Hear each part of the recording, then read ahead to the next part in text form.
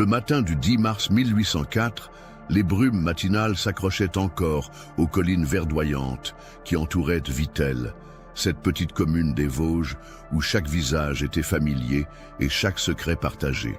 L'air sentait la terre fraîche et les premières fleurs de printemps. Mais cette tranquillité allait bientôt être brisée par une découverte qui hanterait la région pendant des siècles. Pierre Mathieu, ouvrier de la carrière locale, avait commencé sa journée comme toutes les autres. À 52 ans, cet homme aux mains calleuses et au dos voûté par des décennies de labeur connaissait chaque recoin de la Pedrera qui bordait la propriété des Arnould. Cette famille, que les habitants avaient surnommée les Cardinaux, en raison de leurs vêtements rouges distinctifs et de leur allure solennelle, vivait dans une maison de pierre grise à la périphérie du village. « Marcel !» cria Pierre à son collègue qui travaillait près de lui. « Viens voir ça !» Marcel Rousseau, un homme plus jeune aux cheveux bruns et aux yeux vifs, s'approcha rapidement. Ce qu'il vit le figea sur place. Dans la terre fraîchement retournée, des ossements humains émergeaient comme des racines macabres. Un crâne, partiellement enterré, les regardait de ses orbites vides. Des tibias, des fémurs, et ce qui semblait être des mains et des pieds étaient éparpillés dans la zone. « Mon Dieu !» murmura Marcel, sa voix tremblant. « Ce sont des restes humains. » Mou! Pierre hocha gravement la tête. Son regard expérimenté analysait déjà la scène.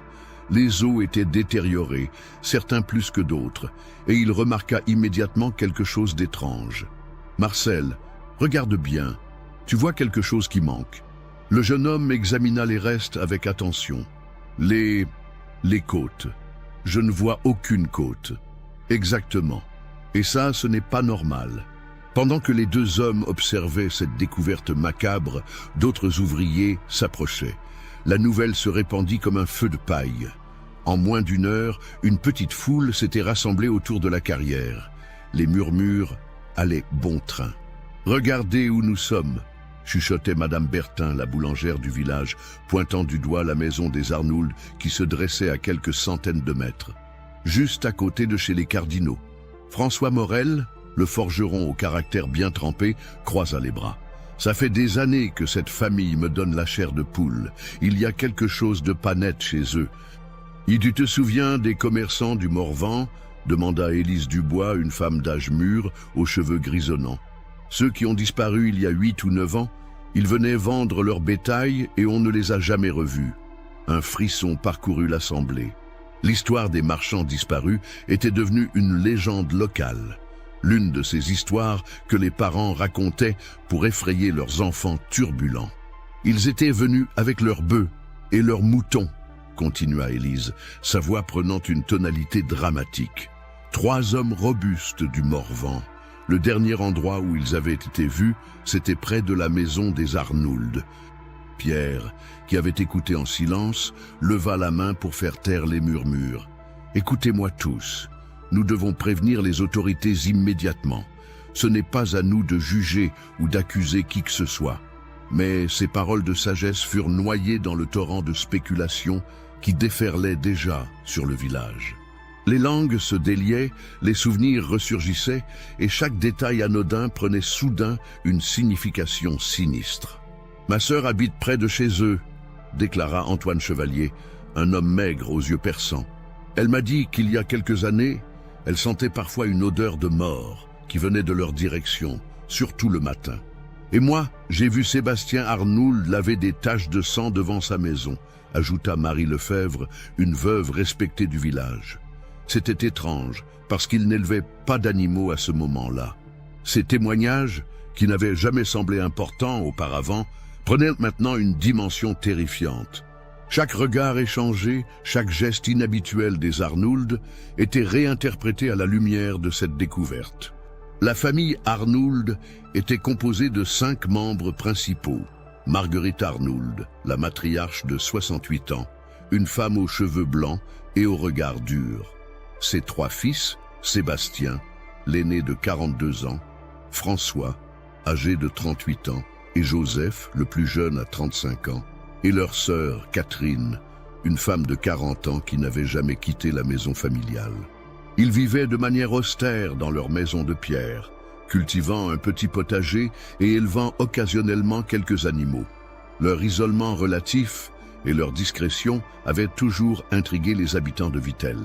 Ils parlaient peu, évitaient les festivités du village, et leur dévotion religieuse ostentatoire, d'où leur surnom de cardinaux, les rendait différents aux yeux de leurs voisins. Ils ont toujours été bizarres, murmurait maintenant Jeanne Petit, l'épicière du village. Ils viennent acheter leurs provisions en silence, peine contents, et repartent sans un mot de plus. Et leurs vêtements rouges, ajouta son mari Paul, comme s'ils voulaient se faire remarquer ou peut-être cacher quelque chose. Au fur et à mesure que la journée avançait, la foule grossissait autour de la carrière. Les autorités locales avaient été prévenues, mais en attendant leur arrivée, les spéculations allaient bon train. L'atmosphère devenait de plus en plus tendue et les regards se tournaient régulièrement vers la maison des Arnould. « Regardez » dit soudain Thomas Mercier, un jeune homme d'une vingtaine d'années. « Ils ne sont même pas sortis pour voir ce qui se passe. N'importe qui d'autre dans le village serait déjà là, curieux de connaître la cause de toute cette agitation. » C'était vrai. Malgré le rassemblement inhabituel près de leur propriété, aucun membre de la famille Arnould n'avait fait son apparition. Les volets de leur maison restaient fermés, et aucun signe de vie n'était visible. « C'est louche !» conclut François Morel. « Très louche !» Pendant ce temps, à l'intérieur de la maison des Arnould, la famille était parfaitement consciente de l'agitation qui régnait dehors. Marguerite, assise dans son fauteuil près de la fenêtre, observait discrètement la foule par un interstice entre les volets. « Mère, » dit Sébastien l'aîné, sa voix trahissant son inquiétude. « Qu'est-ce qu'ils peuvent bien faire là-bas ?»« Je ne sais pas, mon fils, » répondit Marguerite, sa voix grave et mesurée. « Mais j'ai un mauvais pressentiment. » François, nerveux, faisait les 100 pas dans la petite cuisine. « Peut-être devrions-nous aller voir ce qui se passe ?»« Non !» trancha Joseph, le plus jeune. « Si nous sortons maintenant, ils vont nous regarder bizarrement. Il vaut mieux attendre que les choses se calment. » Catherine, qui préparait le repas du midi, s'arrêta dans sa tâche. « J'entends qu'ils parlent de nous. Leur voix porte jusqu'ici. » Un silence pesant s'installa dans la maison. Chaque membre de la famille était plongé dans ses propres pensées, sentant instinctivement que cette journée marquerait un tournant dans leur existence tranquille. À l'extérieur, l'arrivée du maire de Vittel, M. Dubois, apporta un semblant d'ordre à la situation. Cet homme, dans la cinquantaine, respecté pour sa sagesse et son équité, tenta de calmer les esprits. « Mes chers concitoyens, » déclara-t-il d'une voix forte, « je comprends votre émoi face à cette découverte troublante. Mais nous devons procéder avec méthode et justice. Les autorités compétentes ont été prévenues. En attendant, je vous demande de rentrer chez vous et de laisser les professionnels faire leur travail. » Ces paroles eurent un effet temporairement apaisant, mais les murmures continuaient. Les groupes se formaient et se reformaient, chacun apportant sa pierre à l'édifice de la suspicion qui se construisait autour de la famille Arnould. « Monsieur le maire, » interpella Pierre Mathieu, l'ouvrier qui avait fait la découverte, « il manque des côtes à ces squelettes. Ce détail me tracasse. » Le maire hocha la tête, prenant note de cette observation. « Nous en tiendrons compte dans l'enquête. » « Et si les côtes avaient été données aux chiens, » suggéra quelqu'un dans la foule, « pour faire disparaître les preuves ?» Cette hypothèse macabre fit frémir l'assemblée. L'idée que des restes humains aient pu être délibérément détruits de cette manière ajoutait une dimension d'horreur à la découverte. « J'ai entendu dire, » chuchota une voix anonyme, qu'ils avaient placé des épines autour des corps pour éviter qu'ils remontent à la surface. Bien que personne ne pût confirmer cette information, elle se répandit rapidement et prit racine dans les esprits. La rumeur avait sa propre vie, se nourrissant des peurs et des préjugés de chacun. Alors que l'après-midi touchait à sa fin, la foule commença finalement à se disperser. Mais le mal était fait, l'image des Arnould avait changé à jamais dans l'esprit des habitants de Vittel. De voisins discrets mais inoffensifs, ils étaient devenus des suspects dans une affaire de meurtre. Ce soir-là, dans les chaumières du village, les familles se rassemblaient autour du feu pour discuter des événements de la journée. Les enfants écoutaient avec des yeux écarquillés, les adultes évoquaient la découverte macabre et les soupçons qui pesaient sur les cardinaux. « Papa » demanda la petite Lucille Morel au forgeron, « est-ce que les Arnould sont méchants ?» François Morel regarda sa fille de 8 ans, hésitant sur la réponse à donner. « Ma chérie, nous ne savons pas encore ce qui s'est réellement passé. Mais il faut que tu fasses attention et que tu ne t'approches pas de leur maison, d'accord ?» Cette conversation se répétait dans de nombreux foyers de Vittel. La peur s'installait et avec elle, une méfiance profonde envers la famille Arnould. Dans leur maison de pierre, les Arnould passaient leur première nuit sous le poids de la suspicion. Aucun d'eux ne dormit vraiment. Ils entendaient les chuchotements des passants dans la rue, les regards qui se posaient sur leurs volets fermés, et sentaient le changement d'atmosphère qui s'opérait autour d'eux. « Sébastien, » murmura Marguerite à son fils aîné, « je crains que nos vies ne soient plus jamais les mêmes. »« Nous n'avons rien fait de mal, mère, » répondit-il, essayant de se convaincre lui-même autant qu'elle. La vérité finira par éclater. Mais au fond de son cœur, Sébastien sentait qu'ils étaient entrés dans un engrenage inexorable. La découverte des ossements n'était que le début d'un cauchemar qui allait bientôt les consumer tous. À quelques kilomètres de là, dans les bureaux de la préfecture, les premières dispositions étaient prises pour lancer une enquête officielle. Un médecin de la marine, faute de légiste disponible dans la région, était contacté pour examiner les restes. Son manque d'expérience en matière de médecine légale allait s'avérer déterminant dans la suite des événements. La nuit tombée sur Vittel, le village semblait étrangement calme en surface, mais sous cette tranquillité apparente bouillonnait une tension qui ne demandait qu'à exploser. Les dés étaient jetés, et la tragédie qui allait s'abattre sur la famille Arnould était désormais en marche. Les étoiles brillaient dans le ciel vosgien, témoins silencieux d'une injustice en gestation. Dans quelques jours, le nom des Arnould serait sur toutes les lèvres, mais pour des raisons qu'ils n'auraient jamais pu imaginer. L'histoire des cardinaux de Vittel venait de commencer, une histoire qui allait marquer à jamais la mémoire collective de cette petite commune des Vosges. 9 jours s'étaient écoulés depuis la macabre découverte de la carrière, et l'atmosphère à Vittel était devenue irrespirable. Ce qui avait commencé comme une curiosité morbide s'était transformé en une véritable obsession collective. Chaque conversation, chaque regard, chaque geste semblait tourner autour de la famille Arnould et des ossements découverts près de leur propriété.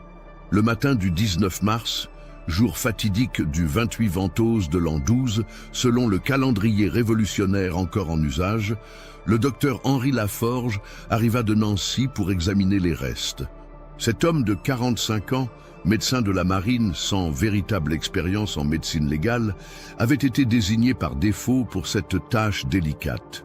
Son uniforme bleu marine et sa démarche assurée en imposaient aux habitants, mais il portait sur ses épaules une responsabilité qu'il n'était pas préparé à assumer. « Messieurs, » déclara-t-il aux autorités locales rassemblées autour de la carrière, « d'après mon examen préliminaire, ces ossements datent d'environ 8 à 9 années. La détérioration des os et leur coloration sont cohérentes avec cette estimation. » Cette conclusion prononcée avec l'autorité que confère le titre de médecin eut l'effet d'une confirmation officielle des soupçons qui circulaient déjà. 8 à 9 ans, exactement la période correspondant à la disparition des marchands du Morvan. Le maire du Bois, présent lors de cet examen, prit note scrupuleusement de chaque détail. « Docteur Laforge, pouvez-vous déterminer la cause de la mort ? » « C'est impossible avec si peu d'éléments, » répondit le médecin, balayant les restes du regard. « Mais je confirme qu'il s'agit bien de restes humains, et l'absence notable de côtes est effectivement troublante. » Cette dernière observation relança immédiatement les spéculations. Si les côtes manquaient, c'est qu'elles avaient été délibérément retirées. Et pourquoi les retirer, sinon pour les faire disparaître ? « Docteur, » intervint Pierre Mathieu, l'ouvrier qui avait fait la découverte, « est-ce qu'on peut donner des côtes humaines aux chiens ?» Le médecin hésita un instant. Cette question sortait de son domaine de compétence, mais l'attente des visages tournés vers lui l'obligeait à répondre. « C'est C'est théoriquement possible. Les chiens sont des charognards par nature. Un frisson d'horreur parcourut l'assistance. L'image des restes des victimes, donnés en pâture aux animaux domestiques, révulsait les consciences. Cette explication, aussi macabre fut-elle, semblait donner une logique à l'absence des côtes. « Et les épines ?» demanda quelqu'un dans la foule qui s'était rassemblée. Est-ce vrai qu'ils avaient planté des épines autour des corps pour les empêcher de remonter? Le docteur Laforge examina de nouveau le site. Effectivement, il remarqua quelques ronces et épineux dans la zone, mais rien qui pût confirmer ou infirmer cette théorie. Il y a bien des végétaux épineux dans cette zone, mais je ne peux pas dire s'ils ont été plantés délibérément ou s'ils ont poussé naturellement. Malgré cette prudence, la rumeur des épines plantées intentionnellement s'ancra définitivement dans les esprits. Chaque élément, même le plus anodin, était interprété comme une preuve supplémentaire de la culpabilité des Arnould. Pendant ce temps, dans la maison de pierre grise, la famille vivait un enfer quotidien. Marguerite Arnould, la matriarche, observait par la fente des volets la foule qui ne cessait de grossir autour de la carrière. « Ils nous regardent comme si nous étions des bêtes curieuses », murmura-t-elle à Catherine, sa fille, qui préparait leur maigre repas du midi. Catherine, une femme au visage émacié par les privations et le stress des derniers jours, hocha tristement la tête. « Je ne peux même plus sortir pour aller au puits sans sentir leur regard sur moi. Hier, Madame Bertin a changé de trottoir pour m'éviter. » Sébastien, l'aîné des frères, faisait les 100 pas dans la petite cuisine. Ses cheveux bruns étaient en désordre et ses yeux cernés trahissaient les nuits blanches qu'il enchaînait depuis la découverte. « Nous devons faire quelque chose. Nous ne pouvons pas rester enfermés ici à attendre que les choses s'arrangent d'elles-mêmes. »« Que veux-tu faire ?» répliqua François, le frère du milieu, assis à la table, la tête entre les mains. « Allez voir les autorités pour leur dire que nous n'avons rien fait. Ils nous croiront ?» Joseph, le plus jeune des frères, regardait par la fenêtre donnant sur l'arrière de la maison. « Écoutez, » dit-il soudain, la voix tendue, « quelqu'un vient vers la porte. » Des coups fermes retentirent contre le bois épais de la porte d'entrée. La famille se figea. Depuis 9 jours, personne n'était venu leur rendre visite. Ces coups ne présageaient rien de bon. « Famille Arnould !» retentit une voix officielle de l'autre côté de la porte. « Ouvrez au nom de la loi !» Sébastien échangea un regard avec sa mère. Le moment qu'il redoutait était arrivé. Il se dirigea lentement vers la porte et l'ouvrit, révélant 3 hommes en uniforme. Le brigadier Roussel, accompagné de 2 gendarmes. « Monsieur Sébastien Arnould ?» demanda le brigadier, un homme robuste aux moustaches grises. « Oui, c'est moi », répondit Sébastien, la gorge serrée. « Par ordre du tribunal de Mirecourt, vous êtes en état d'arrestation, ainsi que vos frères François et Joseph Arnould, votre mère Marguerite Arnould et votre sœur Catherine Arnould. Vous êtes accusés d'assassinat. » Le monde sembla s'écrouler autour de Sébastien.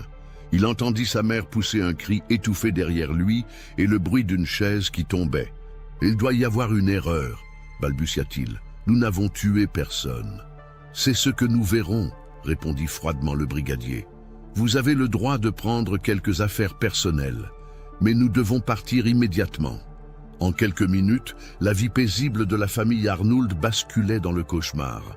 Catherine aidait sa mère âgée à rassembler quelques vêtements dans un sac, tandis que les 3 frères, encore sous le choc, obéissaient aux ordres des gendarmes. « Mère !» chuchota François à Marguerite, « tout va s'arranger. Nous n'avons rien fait de mal. » Mais la vieille femme, qui avait vu passer tant d'injustices dans sa longue vie, n'était pas dupe. Son regard durci par l'âge et l'expérience reflétait une résignation amère. « Mon fils !» murmura-t-elle. Parfois la vérité ne suffit pas. Lorsque la famille sortit de la maison, escortée par les gendarmes, une foule considérable s'était rassemblée dans la rue. Des visages familiers, ceux de voisins qu'ils côtoyaient depuis des années, les regardèrent maintenant avec un mélange de curiosité morbide et de satisfaction vengeresse. « Regardez-les !» cria une voix dans la foule. « Les assassins !»« Justice pour les victimes !» hurla une autre voix. Certains crachaient sur leur passage, d'autres lançaient des insultes. Catherine, terrifiée, se serrait contre sa mère en essayant d'éviter les regards haineux. Les trois frères marchaient tête baisse, accablés par le poids de l'accusation et l'hostilité palpable de leurs concitoyens. « Où sont les corps des marchands ?» cria Madame Lefebvre, la veuve respectée du village. « Qu'avez-vous fait de ces pauvres hommes ?»« Assassins !» répétait la foule comme une litanie. « Assassins !» Le trajet vers la voiture des gendarmes sembla durer une éternité. Chaque pas était un calvaire, chaque regard une condamnation. La famille Arnould découvrait avec amertume à quel point l'opinion publique pouvait être impitoyable. Une fois dans la voiture, enfin à l'abri des regards et des insultes, un silence pesant s'installa. Marguerite tenait la main de sa fille Catherine, qui sanglotait silencieusement. Les trois frères, assis face à elle, regardaient défiler par la fenêtre les paysages familiers de leur région, sans savoir s'ils les reverraient un jour. « Comment en sommes-nous arrivés là ?» murmura Joseph le plus jeune. « Les gens ont besoin de coupables », répondit amèrement Sébastien. Et nous étions les plus proches. Le voyage vers Mirecourt, siège du tribunal, dura plusieurs heures. Pendant ce temps, dans Vittel, l'arrestation de la famille Arnould était célébrée comme une victoire de la justice. Les langues se déliaient encore plus librement maintenant que les coupables étaient sous les verrous. « Je le savais », s'exclamait François Morel, le forgeron, dans son atelier plein de badauds. Il y avait quelque chose de louche chez eux depuis le début. « Moi, je me rappelle maintenant », ajoutait Élise Dubois. « Il y a quelques années, j'avais vu Catherine Arnould porter un panier bizarre. Maintenant, je me demande s'il n'y avait pas des morceaux dedans. »« Des morceaux ?» répétait quelqu'un horrifié. « Oui, des restes humains. Des mains peut-être, ou des pieds. Je n'ai pas osé regarder de plus près à l'époque, mais maintenant tout s'éclaire. » Ces témoignages, plus fantaisistes les uns que les autres, étaient scrupuleusement recueillis par les autorités. Chaque habitant semblait avoir un souvenir suspect concernant la famille Arnould, comme si la découverte des ossements avait libéré une mémoire collective longtemps contenue. Et les odeurs, renchérissait Marie Bertin, la boulangère. Ma belle-sœur, qui habite près de chez eux, m'avait dit qu'elle sentait parfois des odeurs de mort le matin. Maintenant, on sait pourquoi. Et le sang qu'ils lavaient devant leur maison, ajoutait Antoine Chevalier. Qui lave du sang si ce n'est pas le sien? Chaque détail, aussi anodin fût-il, était réinterprété à la lumière des soupçons. Les Arnould, qui avaient simplement vécu de manière discrète et pieuse, voyaient maintenant chacun de leurs gestes passés transformés en preuves accablantes. Le soir même, dans la prison de Mirecourt, la famille découvrait l'univers carcéral. Les cellules étaient humides et mal chauffées. Marguerite et Catherine avaient été séparées des hommes, mais pouvaient communiquer par les barreaux. « Comment va mère ?» demandait Sébastien à sa sœur. « Elle est forte », répondait Catherine, « mais cette épreuve la vieillit à vue d'œil. » Les conditions d'incarcération étaient rudimentaires. La nourriture était rare et de mauvaise qualité, les paillasses humides et l'hygiène déplorable. Mais au-delà de l'inconfort physique, c'était surtout le poids psychologique de l'accusation qui accablait les prisonniers. « Nous allons avoir un procès équitable », tentait de rassurer François. « Les juges sont instruits, ils ne se laisseront pas influencer par les rumeurs du village. » Mais Joseph, habituellement optimiste, semblait avoir perdu tout espoir. « Tu as vu les regards dans le village? Tu as entendu ce qu'ils disent de nous? Comment veux-tu qu'un juge reste impartial dans ces conditions ?» Pendant ce temps, l'enquête se poursuivait à Vittel. Chaque jour apportait son lot de nouveaux témoignages, tous plus accablants les uns que les autres. Les enquêteurs, influencés par la pression populaire et l'évidence apparente des preuves circonstancielles, ne cherchaient plus vraiment la vérité. Ils rassemblaient simplement des éléments pour étayer l'accusation. « Monsieur l'inspecteur », déclara Thomas Mercier, le jeune homme qui avait remarqué l'absence de réaction des Arnould le jour de la découverte, « je peux témoigner de leur comportement bizarre. Quand tout le village était rassemblé autour de la carrière, eux, ils sont restés enfermés chez eux. C'est la preuve qu'ils savaient ce qu'on allait trouver. » L'inspecteur Martineau, un homme méticuleux mais facilement influençable, notait scrupuleusement chaque témoignage. Autre chose, oui, il ne parlait jamais aux autres habitants, il se tenait à l'écart, comme s'il cachait quelque chose, et puis leurs vêtements rouges, C'était comme s'ils voulaient marquer leur différence, ou peut-être cacher des taches de sang. Ces interprétations, aussi farfelues soient-elles, trouvaient un écho dans l'esprit des enquêteurs. L'isolement social des Arnould, qui était simplement le fruit de leur tempérament réservé et de leur piété, était maintenant présenté comme la preuve d'une culpabilité consciente. Au tribunal de Mirecourt, le juge Bertrand, un homme d'expérience mais vieillissant, recevait chaque jour de nouveaux témoignages en provenance de Vittel. L'accumulation de ces témoignages, tous convergents, commençait à le convaincre de la culpabilité des accusés. « Monsieur le greffier, dit-il à son assistant, cette affaire semble assez claire. Nous avons des corps, des témoins et des suspects avec un comportement louche. Préparez l'acte d'accusation. » « Bien, monsieur le juge. Pour quel chef d'accusation? Assassinat avec préméditation sur les personnes des marchands du Morvan et destruction de preuves. » L'acte d'accusation, rédigé dans le langage juridique de l'époque, scellait officiellement le sort de la famille Arnould. Ils allaient devoir répondre devant la justice de crimes qu'ils n'avaient pas commis, sur la base de témoignages orientés et d'indices circonstanciels. Le soir du 19 mars, dans leur cellule froide et humide, les membres de la famille Arnould tentaient de comprendre comment leur vie paisible avait pu basculer si rapidement dans l'horreur. Les barreaux de fer semblaient symboliser l'étau, qui se resserrait inexorablement autour d'eux. « Sébastien » appela doucement Marguerite depuis sa cellule. « Es-tu là, mon fils ?»« Oui, mère, nous sommes tous là. J'ai peur, mes enfants. J'ai vécu assez longtemps pour savoir reconnaître la haine dans les yeux des gens. Ce que j'ai vu aujourd'hui, sa voix se brisa. Cette femme, qui avait traversé les troubles de la Révolution et survécu aux privations, se trouvait confrontée à une épreuve qui dépassait tout ce qu'elle avait connu. « Nous nous en sortirons », murmura Catherine, bien que sa propre voix trahisse ses doutes. « Nous devons garder foi en la justice. » Mais au fond de son cœur, chacun d'eux sentait que quelque chose d'irréparable venait de se produire. Ils n'étaient plus seulement des accusés en attente de jugement, ils étaient devenus les boucs émissaires d'une communauté en quête de réponses simples à des questions complexes. Dans les tavernes de Vittel, l'arrestation des Arnould était célébrée comme la fin d'un mystère qui hantait la région depuis près d'une décennie. Les langues se déliaient et chacun y allait de son anecdote sur la famille maudite. « Moi, je vous dis qu'ils pratiquaient des rituels étranges, » déclarait Paul Petit, l'épicier, en servant une tournée générale. Leur piété excessive, c'était pour détourner les soupçons. Qui prie autant si ce n'est pour expier ses péchés? Et leurs vêtements rouges, renchérissait un client, comme le sang de leurs victimes. Ces interprétations, aussi extravagantes fussent-elles, trouvaient un écho favorable dans un public avide d'explications.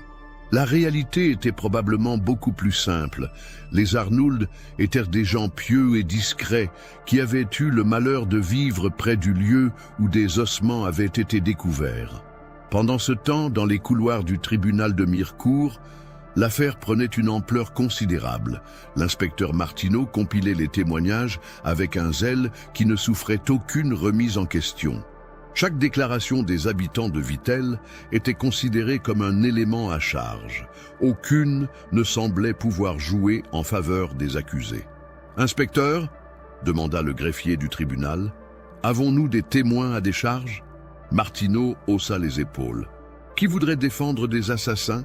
Non, tous les témoignages convergent vers leur culpabilité. » Cette absence totale de voix dissidentes aurait dû alerter les autorités judiciaires, mais l'évidence apparente des faits et la pression de l'opinion publique ne laissaient guère de place au doute. Le lendemain matin, 20 mars 1804, le village de Vittel s'éveillait dans une atmosphère étrange.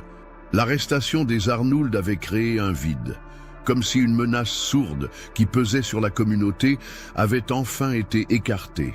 Pourtant, certains habitants les plus réfléchis commençaient à s'interroger. « Dis-moi, Jeanne, » demandait Madame Rousseau à son amie boulangère, « tu te souviens vraiment d'avoir vu Catherine porter ce fameux panier avec des morceaux ?» Ah, Jeanne Bertin hésita un instant. Dans l'effervescence des derniers jours, les souvenirs s'étaient mélangés, et ce qui semblait si clair la veille paraissait soudain plus flou. Eh bien, c'est-à-dire, je me souviens d'un panier, oui, mais pour les morceaux, et l'odeur de mort dont parlait ta belle-sœur, elle habite près des Arnould, c'est vrai.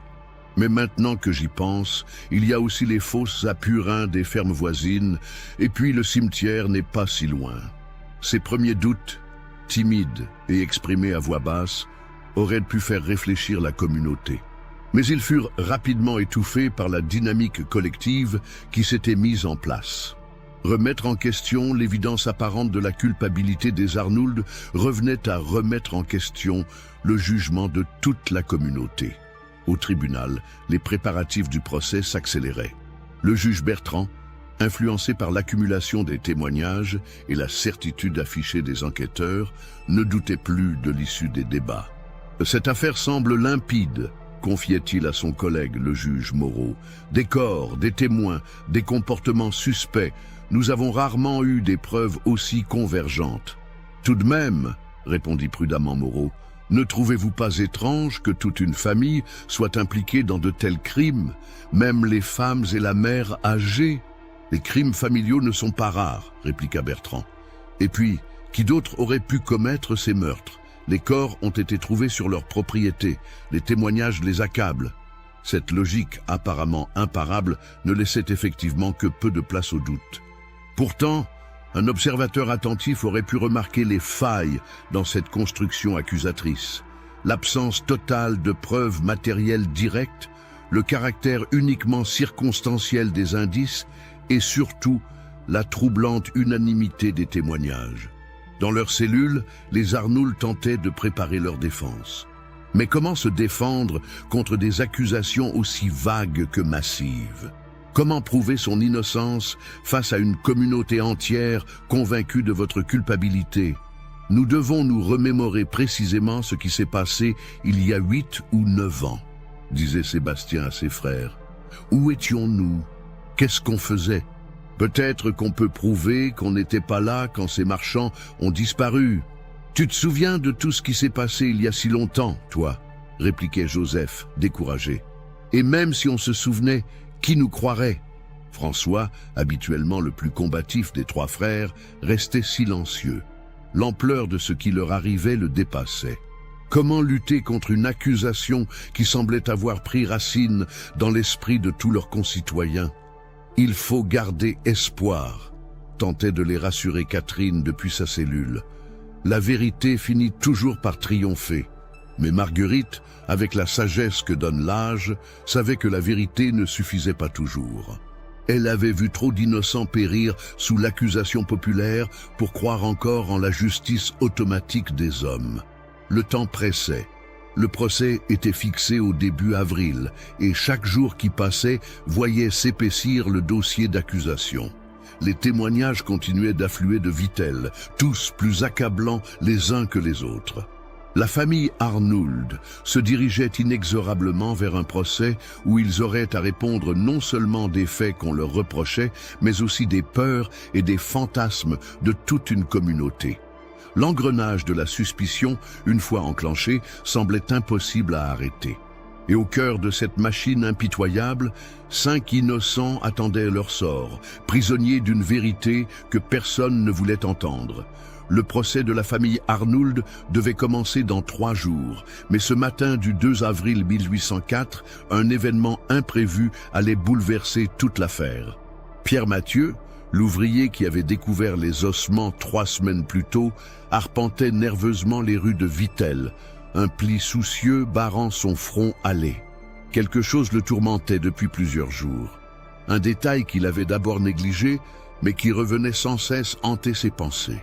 La nuit précédente, il avait à peine fermé l'œil, remâchant inlassablement les événements du 10 mars. « Marcel !» appela-t-il en voyant son collègue de travail sortir de chez le boulanger. « Il faut qu'on parle, c'est important. » Marcel Rousseau, surpris par l'urgence dans la voix de Pierre, s'approcha rapidement. « Qu'est-ce qui se passe? Tu as l'air bouleversé. Viens, marchons un peu. Je ne veux pas qu'on nous entende. » Les 2 hommes s'éloignèrent du centre du village, se dirigeant vers les champs qui bordaient Vittel. L'air matinal était frais et une légère brume s'accrochait encore aux arbres.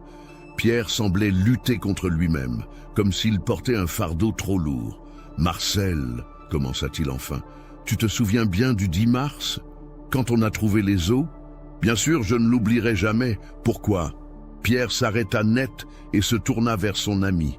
Son visage était livide. « Il y a quelque chose que je n'ai dit à personne, quelque chose que j'avais oublié, ou plutôt que j'avais voulu oublier. » Marcel fronça les sourcils. « De quoi tu parles ? Tu te rappelles ? On travaillait dans cette partie de la carrière depuis combien de temps ? » Eh bien, Marcel réfléchit. On avait commencé ce secteur fin février, je crois. 2 semaines avant, peut-être ? Exactement, 2 semaines. Pierre prit une profonde inspiration. Marcel, ces ossements, on les a mis là nous-mêmes. Le monde sembla s'arrêter autour de Marcel. Qu'est-ce que tu dis ? Dame, il y a 3 semaines, le 20 février exactement, on travaillait sur l'ancien cimetière de la Peste. Tu te souviens ? Celui qui était abandonné depuis plus d'1 siècle, près de la vieille chapelle. Marcel hocha lentement la tête, une expression d'horreur croissante sur le visage. On avait des ordres de déblayer cette zone pour agrandir notre exploitation. Et quand on a creusé, on est tombé sur des vieux cercueils pourris, des os. C'était normal, c'était un ancien cimetière. Mais le contremaître nous a dit de tout déplacer discrètement, de tout mettre dans la carrière près des Arnould. Il ne voulait pas d'histoires avec les familles qui auraient pu avoir des ancêtres enterrés là-bas. Marcel se laissa tomber sur une souche d'arbre, atterré. « Oh mon Dieu, oh, tu veux dire que... » Oui, ces os qu'on a découverts le 10 mars, on les avait nous-mêmes enterrés là 3 semaines plus tôt. C'étaient des restes du vieux cimetière de la Peste, pas des victimes d'assassinat. Mais pourquoi tu n'as rien dit? Pourquoi tu m'as laissé croire? Pierre se prit la tête entre les mains. Parce que j'ai paniqué. Quand j'ai vu tous ces gens arriver, quand j'ai entendu leurs théories sur les marchands disparus, j'ai eu peur qu'on nous accuse d'avoir profané un cimetière. Le contremaître m'avait fait jurer de ne rien dire. Et puis, les choses ont pris une telle ampleur. Marcel se leva d'un bond, la colère montant en lui. Tu te rends compte de ce que tu as fait? Une famille entière est en prison. Ils vont être jugés pour des crimes qu'ils n'ont pas commis. Je sais, cria Pierre, les larmes aux yeux. Tu crois que je dors la nuit? Je n'arrive pas à me regarder dans un miroir. Mais comment faire maintenant? Si je dis la vérité, on va m'accuser de complicité, de faux témoignages. Je vais finir en prison, moi aussi. Et alors? Marcel était furieux. Tu préfères laisser mourir 5 innocents pour sauver ta peau?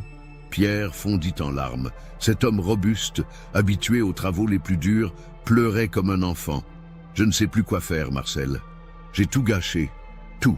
Marcel regardait son ami avec un mélange de dégoût et de pitié. Il faut que tu dises la vérité. Tout de suite, avant qu'il soit trop tard. Le contremaître va me tuer s'il apprend que j'ai parlé. Et puis, qui va nous croire maintenant? Toute l'enquête est basée sur cette découverte. Si on dit que c'était de vieux os de cimetière, c'est pourtant la vérité. Marcel secoua Pierre par les épaules. Tu ne peux pas laisser faire ça. Pendant ce temps, au tribunal de Mirecourt, les derniers préparatifs du procès se terminaient. Le juge Bertrand relisait le dossier d'accusation, satisfait de sa solidité apparente. L'affaire semblait si évidente qu'il s'attendait à un procès rapide et à une condamnation sans appel. « Monsieur le juge », dit le greffier en entrant dans son bureau, « nous avons reçu un message urgent de Vittel. Un certain Pierre Mathieu demande à être entendu de toute urgence. Il dit avoir des révélations capitales sur l'affaire Arnould. » Le juge fronça les sourcils. « Mathieu, c'est bien celui qui a découvert les ossements ? » « C'est exact, monsieur le juge. » Qu'est-ce qu'il peut bien avoir d'autre à dire? Son témoignage initial était déjà complet. Il affirme que c'est une question de vie ou de mort, monsieur le juge. Intrigué malgré lui, le juge Bertrand accepta de recevoir Pierre Mathieu dans l'après-midi même. Quand l'ouvrier entra dans son bureau, le magistrat fut frappé par son apparence. L'homme qui se tenait devant lui était méconnaissable, livide, amaigri, les yeux cernés et les mains tremblantes. « Monsieur Mathieu, commença le juge, que voulez-vous me dire qui soit si urgent ?» Pierre resta un long moment silencieux, luttant visiblement contre lui-même. Puis, d'une voix à peine audible, il commença son récit. « Monsieur le juge, j'ai menti. Les os qu'on a trouvés près de chez les Arnould, ce ne sont pas des victimes d'assassinat. » Le magistrat se redressa brusquement dans son fauteuil. « Que dites-vous ? Ces ossements proviennent de l'ancien cimetière de la Peste, près de la vieille chapelle. Nous les avons déplacés nous-mêmes, mon collègue Marcel et moi, sur ordre de notre contremaître. » Le silence qui suivit cette déclaration fut assourdissant. Le juge Bertrand fixait Pierre avec incrédulité, comme s'il n'arrivait pas à saisir la portée de ses paroles. « Vous me dites que ces ossements sont ceux d'anciennes victimes de la peste, enterrés légalement dans un cimetière. » « Oui, monsieur le juge. » Pierre releva la tête et pour la première fois depuis des semaines, son regard était clair. Le contremaître ne voulait pas d'histoires avec les familles. Il nous a dit de déplacer discrètement tous les restes vers la carrière. On devait faire ça la nuit, en secret, et vous avez accepté. On n'avait pas le choix. Notre travail en dépendait. Et puis, on ne pensait pas que ça poserait problème. C'était juste de vieux os. Le juge se leva et se mit à faire les 100 pas dans son bureau. Si ce témoignage était véridique, toute l'accusation s'effondrait. Mais comment expliquer tous les autres témoignages? Comment expliquer l'absence de côtes? Monsieur Mathieu, les côtes manquaient sur ces squelettes. Comment expliquez-vous cela? Pierre haussa les épaules. Les côtes, c'est fragile. Dans un cimetière abandonné depuis plus d'un siècle, avec l'humidité, les animaux fouisseurs, il est normal que les os les plus fragiles disparaissent en premier. Cette explication, d'une simplicité désarmante, balayait d'un coup toutes les théories macabres sur les côtes données aux chiens. Le juge sentit un frisson d'horreur le parcourir en réalisant l'ampleur de l'erreur judiciaire qui se profilait. Et pourquoi avoir attendu si longtemps pour dire la vérité? Pierre baissa de nouveau la tête. J'avais peur. Peur du contremaître. Peur des conséquences. Et puis, les choses ont pris une ampleur que je n'avais pas prévue. Quand j'ai vu que les Arnould étaient accusés, au début, je me suis dit qu'ils s'en sortiraient, que la vérité éclaterait d'elle-même. Mais plus le temps passait, plus vous vous enfonciez dans le mensonge, termina le juge d'un ton sévère. Oui, la voix de Pierre n'était plus qu'un murmure. Et maintenant, 5 innocents risquent de mourir à cause de mon silence. Le juge Bertrand se rassit lourdement dans son fauteuil. Toute sa carrière, il s'était enorgueilli de sa perspicacité et de sa justice. Et voilà qu'il découvrait qu'il s'apprêtait à condamner une famille entière sur la base d'un gigantesque malentendu. « Monsieur Mathieu, votre collègue Marcel peut-il confirmer votre témoignage ?»« Oui, monsieur le juge, il est prêt à venir témoigner. Il voulait même dire la vérité plus tôt, mais je l'ai supplié d'attendre. » Et le contremaître? Il s'appelle Gustave Moreau. Il travaille pour la compagnie des carrières du département. Mais il va nier, c'est sûr.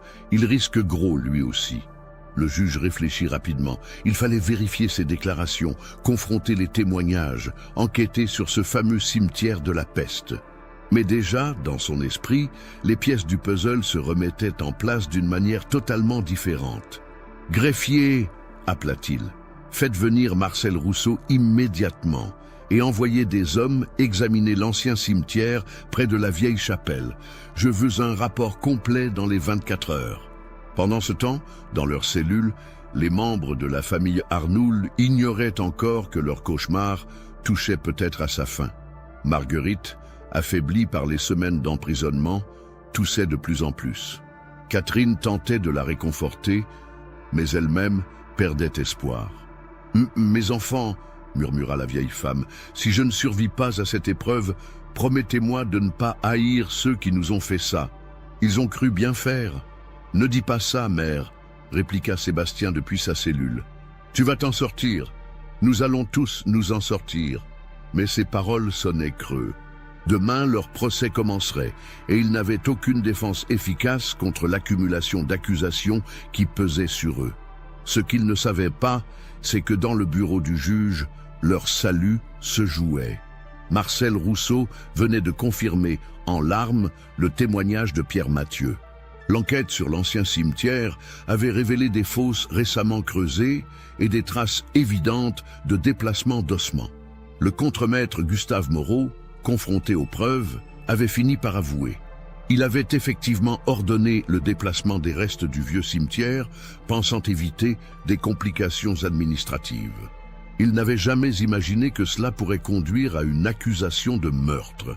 Le soir du 2 avril, le juge Bertrand travaillait tard dans son bureau à la lueur d'une chandelle. Il rédigeait l'ordonnance qui allait libérer la famille Arnould et annuler le procès. Mais il savait que cette décision, aussi juste soit-elle, ne pourrait jamais réparer entièrement le mal qui avait été fait. Comment ces 5 personnes pourraient-elles retourner vivre normalement à Vittel, après avoir été publiquement accusées de meurtre? Comment la communauté pourrait-elle accepter de s'être trompée si lourdement? Comment réparer des réputations détruites et des vies brisées? Le magistrat posa sa plume et regarda par la fenêtre les étoiles qui brillaient dans la nuit vosgienne. Cette affaire, qui avait commencé par une découverte macabre, se révélait finalement être une leçon terrible sur les dangers du jugement hâtif et de la rumeur publique. La vérité éclatait enfin. Mais à quel prix? Et surtout, serait-elle suffisante pour sauver les Arnould de la vindicte populaire qui s'était déchaînée contre eux? La révélation de Pierre Mathieu changeait tout, mais elle soulevait aussi de nouvelles questions troublantes sur la nature humaine et la facilité avec laquelle une communauté pouvait se transformer en meute accusatrice. L'aube du 5 avril se levait timidement sur Vittel quand les portes de la prison de Mirecourt s'ouvrirent pour libérer la famille Arnould. Après 26 jours d'incarcération, les 5 membres de la famille découvraient de nouveau la lumière du jour, mais leurs visages émaciés et leurs regards éteints témoignaient des épreuves endurées. Marguerite Arnould, soutenue par ses 2 filles, Catherine et une religieuse de l'hospice, pouvait à peine marcher. La vieille femme de 68 ans avait considérablement vieilli en prison, et sa toux persistante inquiétait tous ceux qui l'approchaient. Ses fils, Sébastien, François et Joseph, l'entouraient avec une tendresse infinie, mais leur propre force était largement entamée. « Nous sommes libres », murmura Catherine, comme si elle n'arrivait pas à y croire. « Libres, oui », répondit amèrement Sébastien. « Mais pour aller où? Pour faire quoi? Crois-tu vraiment que les gens de Vittel vont nous accueillir comme si de rien n'était ?» La question était légitime.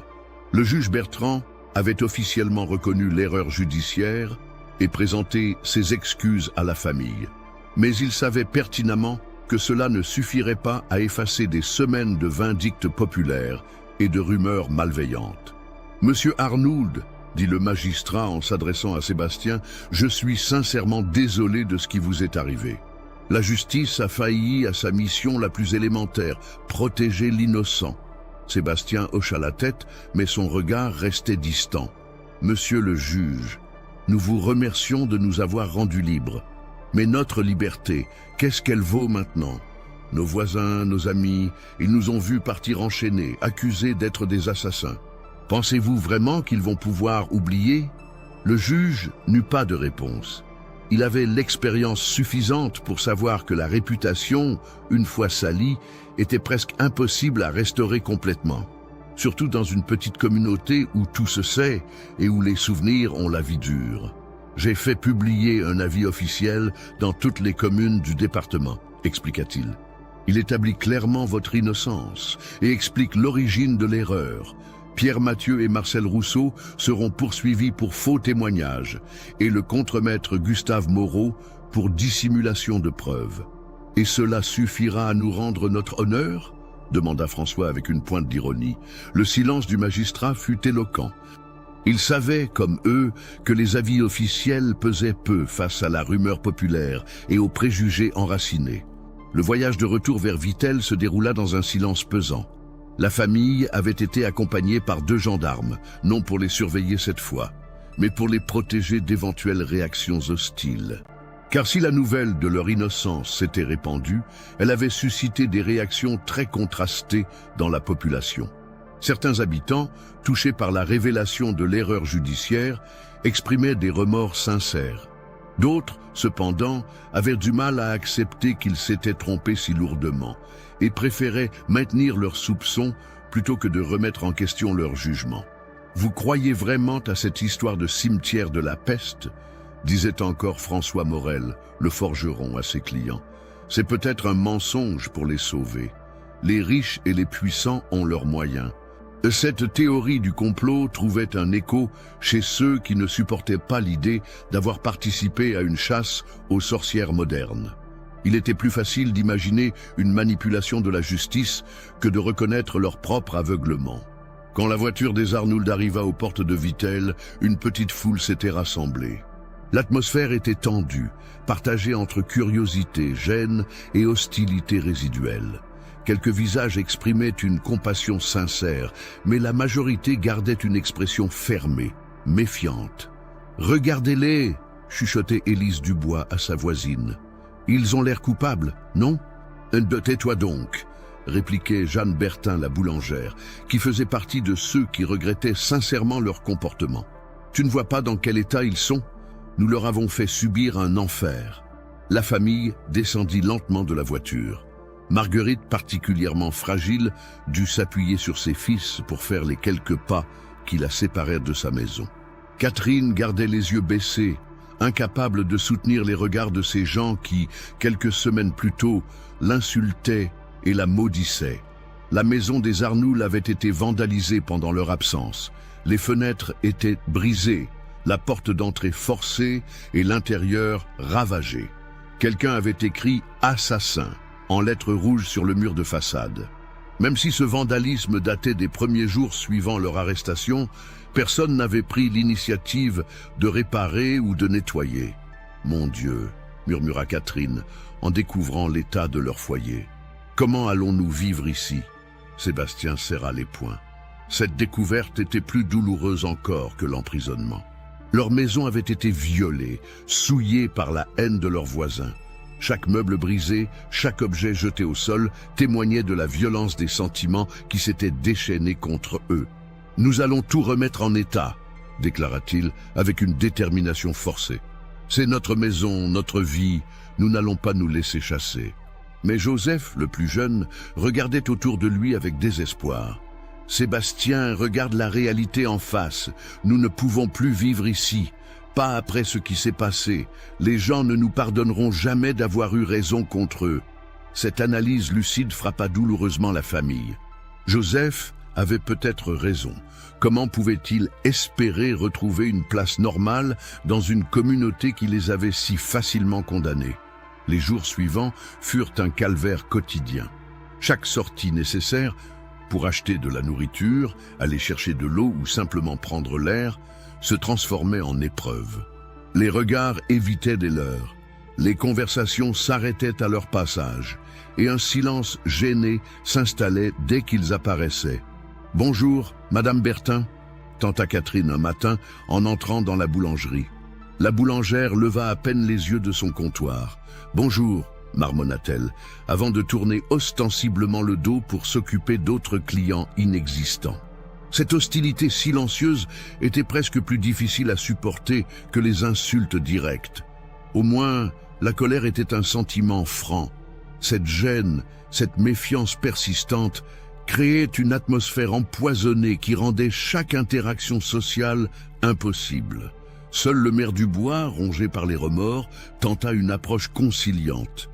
Il se rendit chez les Arnould 3 jours après leur retour. « Madame Arnould, dit-il à Marguerite en ôtant respectueusement son chapeau, « je viens vous présenter mes excuses au nom de toute la commune.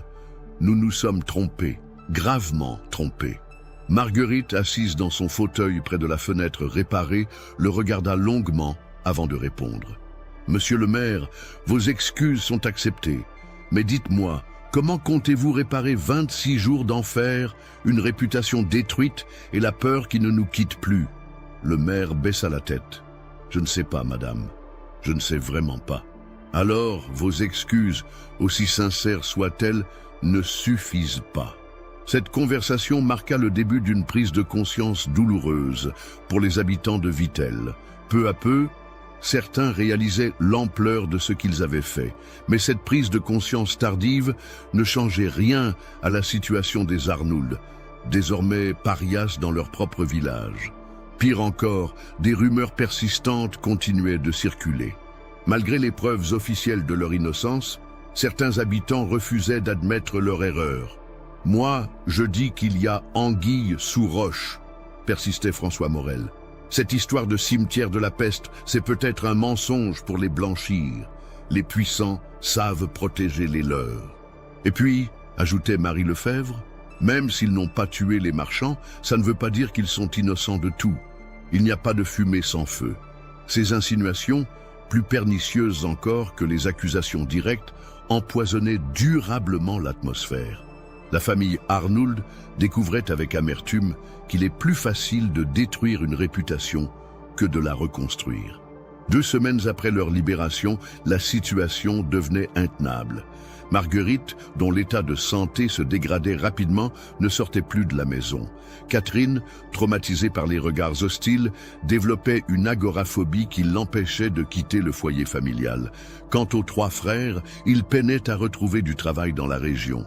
« Il faut partir », déclara un soir Joseph à sa famille réunie. « Nous ne pourrons jamais retrouver une vie normale ici. »« Partir » s'indigna Sébastien. « Cette maison appartient à notre famille depuis 3 générations.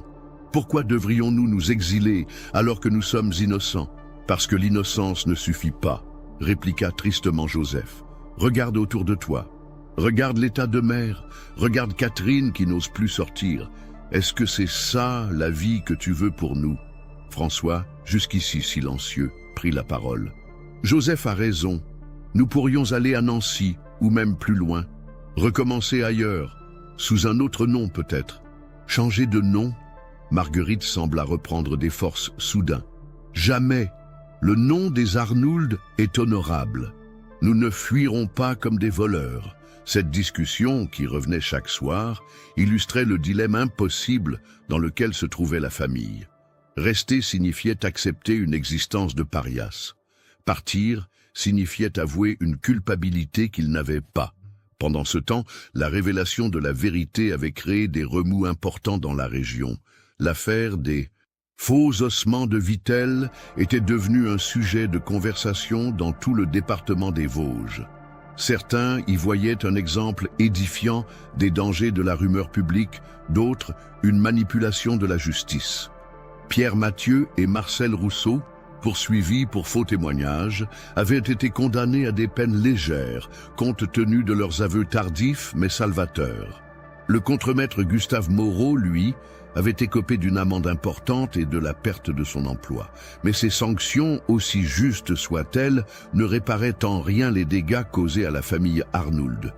Car si la justice officielle avait reconnu leur innocence, la justice populaire, elle, gardait ses réserves. Un événement particulier illustra cruellement cette persistance des préjugés. Le dimanche 22 avril, les Arnould tentèrent de retourner à l'église du village pour la première fois depuis leur libération. Leur foi, ébranlée par les épreuves, avait néanmoins résisté et ils espéraient retrouver dans la prière et la communauté religieuse un peu de la paix perdue. Quand ils franchirent le seuil de l'église, un silence pesant s'abattit sur l'assemblée des fidèles. Tous les regards se tournèrent vers eux et un murmure de gêne parcourut les bancs. Le père Dumont, le prêtre de la paroisse, hésita visiblement dans son sermon. La famille prit place sur un banc au fond de l'église, comme il le faisait autrefois. Mais cette fois, un vide se créa spontanément autour d'eux. Les fidèles, qui occupaient habituellement les bancs voisins, s'étaient discrètement déplacés, créant un isolement symbolique, mais cruel. Notre Père qui êtes aux cieux, récitaient les voix à l'unisson, mais les Arnould semblaient prier seuls, exclus de cette communion spirituelle qui avait été si importante dans leur vie. À la sortie de la messe, personne ne leur adressa la parole. Pas un bonjour, pas un regard bienveillant. Comme si leur simple présence rappelait à la communauté une faute collective qu'elle préférait oublier. « Ils nous traitent comme des pestiférés », constata amèrement François sur le chemin du retour. « C'est exactement ce que nous sommes devenus », répondit Sébastien, « des pestiférés sociaux. Notre innocence officielle ne change rien à cela. Cette exclusion progressive de la vie sociale du village eut des conséquences dramatiques sur la santé mentale et physique de la famille. Marguerite, déjà affaiblie, sombrait dans une mélancolie profonde. Catherine développait des crises d'angoisse qui la laissaient prostrée pendant des heures. Les trois frères, habitués à une vie simple mais digne, voyaient leur avenir se réduire comme peau de chagrin. « Nous ne pouvons plus rester ici », finit par admettre Sébastien un soir de mai, après un énième incident au marché où des marchands avaient refusé de leur vendre leurs produits. « Mais où aller ?» demanda Catherine. « Nous n'avons pas d'argent pour nous installer ailleurs et notre réputation nous précédera partout dans la région. » C'était le piège terrible dans lequel ils se trouvaient pris. Trop pauvres pour partir véritablement loin, trop marqués pour rester sur place. L'injustice subie avait créé une situation dont il semblait impossible de sortir. Un événement particulier acheva de les convaincre qu'ils ne pourraient plus jamais vivre normalement à Vittel. Un soir de la fin mai, des pierres furent jetées contre leurs volets. Aucun dégât majeur, mais le message était clair. Ils n'étaient plus les bienvenus. Le lendemain matin, ils trouvèrent un message anonyme glissé sous leur porte. « Partez avant qu'il ne soit trop tard. » Vittel n'oublie pas. Cette menace, bien que probablement vide, acheva de briser la résistance de Marguerite. « Mes enfants, dit-elle ce matin-là, je n'ai plus la force de lutter. Si vous voulez partir, partez. Moi, je resterai ici. Cette maison est ma tombe, qu'elle le soit vraiment. » Ses enfants furent bouleversés par ces paroles défaitistes.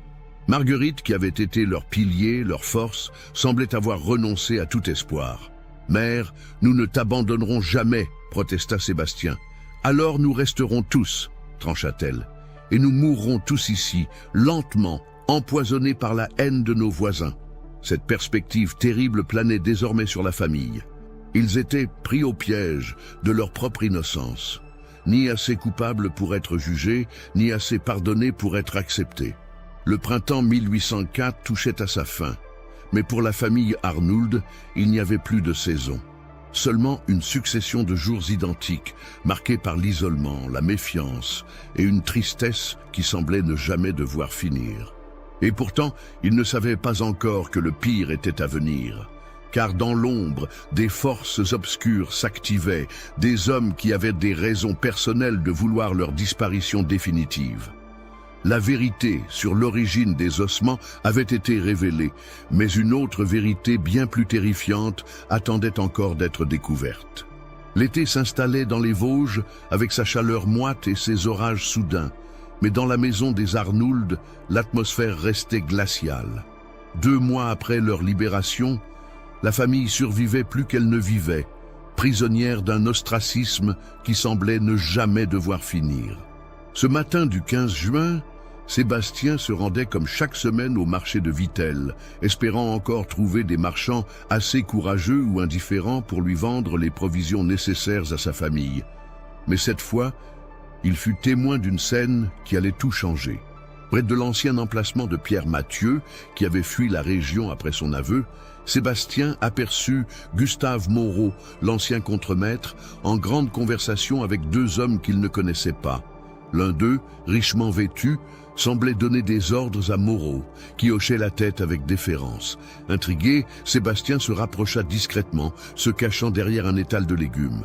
Ce qu'il entendit le figea d'horreur. « Là, doit disparaître définitivement », disait l'homme riche. « L'affaire a fait trop de bruit. Si jamais ils commencent à poser des questions sur les vraies raisons du déplacement des ossements... » « Monsieur de Belfond, » répondit Moreau d'une voix tremblante, « je vous ai déjà dit que j'avais tout fait pour que ça reste secret. Pierre et Marcel ne savent rien de plus. Vous en êtes sûr, parce que si cette histoire de cimetière de la peste était remise en question, si on découvrait ce qu'il y avait vraiment en dessous... » Sébastien sentit son sang se glacer. Il y avait donc autre chose, quelque chose que même Pierre Mathieu ignorait.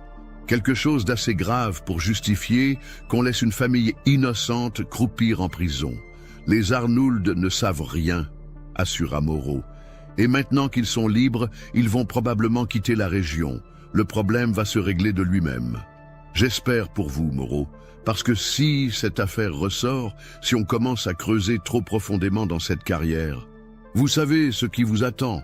L'homme richement vêtu, que Moreau avait appelé Monsieur de Belfond, fit un signe à son compagnon, et tous deux s'éloignèrent rapidement.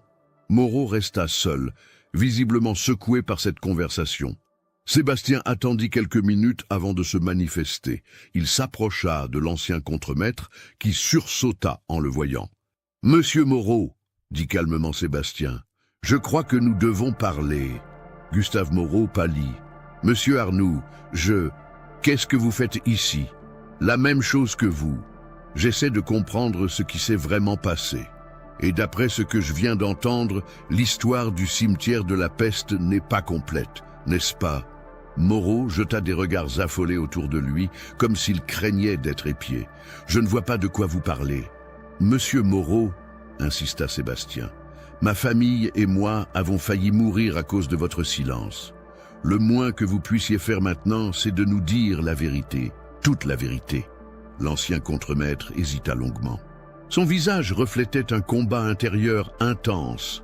Finalement, il sembla prendre une décision. « Pas ici, » murmura-t-il. « Retrouvez-moi ce soir à la vieille chapelle. Venez seul. Et méfiez-vous. Il y a des gens qui ne veulent pas que cette histoire soit connue. » Le soir venu, Sébastien se rendit au rendez-vous, le cœur battant. La vieille chapelle, abandonnée depuis des décennies, se dressait dans la campagne comme un fantôme du passé. Moreau était déjà là, nerveux, regardant sans cesse par-dessus son épaule. « Monsieur Arnoux, » commença-t-il sans préambule, « ce que je vais vous dire peut nous coûter la vie à tous les deux. Dites toujours. » Moreau prit une profonde inspiration. « C'est vrai, nous avons déplacé des ossements du vieux cimetière de la Peste, mais ce n'était pas la vraie raison de l'opération. Que voulez-vous dire? En creusant dans l'ancien cimetière, nous sommes tombés sur autre chose, quelque chose qui n'avait rien à voir avec la peste. » Sébastien sentit son pouls accélérer. « Quoi? Des coffres. 3 coffres remplis d'or et de bijoux. Un trésor caché là depuis Dieu sait quand. Peut-être depuis les troubles de la Révolution, quand les nobles cachaient leurs biens. » La révélation frappa Sébastien comme un coup de massue. Et ce trésor, il appartient maintenant à Monsieur de Belfond et à ses associés. Ils avaient eu vent de son existence et avaient obtenu l'autorisation d'exploiter cette zone. Officiellement pour agrandir la carrière, officieusement pour récupérer le trésor. Et les ossements déplacés, c'était pour masquer les fouilles. Si on avait simplement creusé dans un ancien cimetière sans rien remettre, des questions auraient été posées. En déplaçant les os vers votre propriété, on détournait l'attention. Personne ne viendrait fouiller un endroit où on venait de trouver des restes humains. Sébastien réalisa l'ampleur de la manipulation dont sa famille avait été victime. Ils n'avaient pas seulement été accusés à tort, ils avaient été délibérément utilisés comme couverture pour dissimuler un vol de trésors. « Vous vous rendez compte ?» dit-il, la voix tremblante de colère. « Vous nous avez sacrifiés pour de l'argent.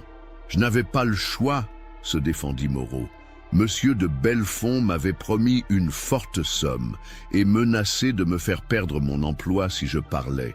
Je ne pensais pas que ça irait si loin. » « Pas si loin. Ma mère est en train de mourir de chagrin. Ma sœur n'ose plus sortir de chez elle. » Moreau baissa la tête, accablé par la culpabilité. « Je sais, et ça me ronge chaque jour. Mais maintenant, si cette histoire sort, on va tous y passer. De Belfond ne laissera pas de témoin. Qui est cet homme? Un riche propriétaire de Nancy. Il a des relations partout, dans l'administration, la justice. C'est lui qui a fait pression pour que votre procès soit accéléré.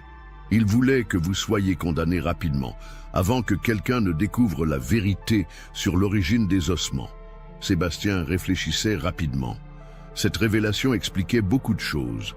L'empressement de la justice, l'absence d'enquête approfondie, la facilité avec laquelle les témoignages à charge avaient été acceptés. « Il faut révéler cette vérité, » déclara-t-il. « Ma famille a le droit de connaître les vraies raisons de ce qu'elle a subi. » « Vous ne comprenez pas, » protesta Moreau. « De Belfond a fait assassiner des gens pour moins que ça. Si vous parlez, vous signez votre arrêt de mort. Et le mien aussi. » Cette menace planait maintenant au-dessus de leur tête comme une épée de Damoclès. Sébastien se trouvait face à un dilemme terrible. Rester silencieux et laisser sa famille mourir à petit feu dans l'ignominie, ou révéler la vérité au risque de subir des représailles mortelles. « Et les vrais marchands du Morvan ?» demanda-t-il. « Ceux qui ont vraiment disparu ?» Moreau haussa les épaules. « Aucune idée. Ils ont peut-être été attaqués par des brigands sur la route, ou ils ont décidé de ne plus revenir dans la région. Ça arrive souvent, vous savez. Les routes ne sont pas sûres. » Cette explication prosaïque contrastait cruellement avec les théories macabres qui avaient circulé sur leur sort. Les marchands disparus n'étaient probablement que des victimes ordinaires de l'insécurité routière de l'époque, mais leur disparition avait fourni l'explication parfaite pour justifier la découverte d'ossements. « Monsieur Moreau, dit finalement Sébastien, je ne vous demande qu'une chose, mettez votre témoignage par écrit, signez-le, datez-le. Si quelque chose nous arrive, au moins la vérité existera quelque part. » Moreau hésita longuement, puis hocha la tête. « D'accord, mais je vous préviens, si de Belfond apprend que j'ai parlé, il n'apprendra rien, du moins pas pour l'instant. » Les deux hommes se séparèrent dans la nuit vosgienne, chacun portant le poids d'un secret qui pouvait leur coûter la vie. Sébastien rentra chez lui, bouleversé par ces révélations. Comment annoncer à sa famille qu'ils avaient été les victimes d'une machination qui les dépassait? Dans la maison silencieuse, il trouva ses proches endormis, épuisés par une nouvelle journée d'isolement et d'humiliation. Marguerite respirait difficilement dans son lit et Catherine veillait à son chevet. « Comment va-t-elle » chuchota Sébastien. « De plus en plus mal » répondit tristement Catherine. « Elle parle de plus en plus du passé, comme si elle se préparait à partir. » Sébastien regarda sa mère, cette femme forte qui avait élevé sa famille dans la dignité et la piété. Elle payait maintenant de sa santé les conséquences d'une injustice dont elle ne comprenait même pas les vraies raisons. « Catherine, murmura-t-il, si je te disais qu'il existe peut-être un moyen de laver notre honneur, mais que c'est très dangereux, qu'est-ce que tu répondrais ?» Sa sœur le regarda avec surprise. « De quoi parles-tu ? » ?»« De la vérité. De toute la vérité sur ce qui nous est arrivé. » Catherine réfléchit longuement avant de répondre. « Sébastien, regarde autour de toi. Regarde l'état de notre mère, notre situation. Nous avons déjà tout perdu. Qu'est-ce que nous pourrions perdre de plus ?» Cette question simple contenait toute la tragédie de leur situation. Effectivement, que leur restait-il à perdre? Leur réputation était détruite, leur santé compromise, leur avenir bouché. La vérité, même dangereuse, valait peut-être la peine d'être tentée. Sébastien prit la décision qui allait sceller le destin de sa famille. Il allait révéler ce qu'il avait appris, coûte que coûte, car il valait mieux mourir en ayant dit la vérité que de vivre dans le mensonge et l'opprobre. Mais il ne savait pas encore que de Belfond et ses associés surveillaient déjà tous leurs mouvements. La conversation avec Moreau n'était pas passée inaperçue, et des mesures étaient déjà prises pour faire définitivement taire les Arnould.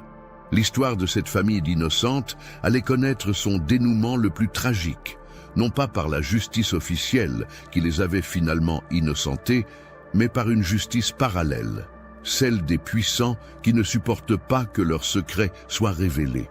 Le compte à rebours final venait de commencer pour les cardinaux de Vittel, et cette fois, aucun aveu tardif ne pourrait plus les sauver.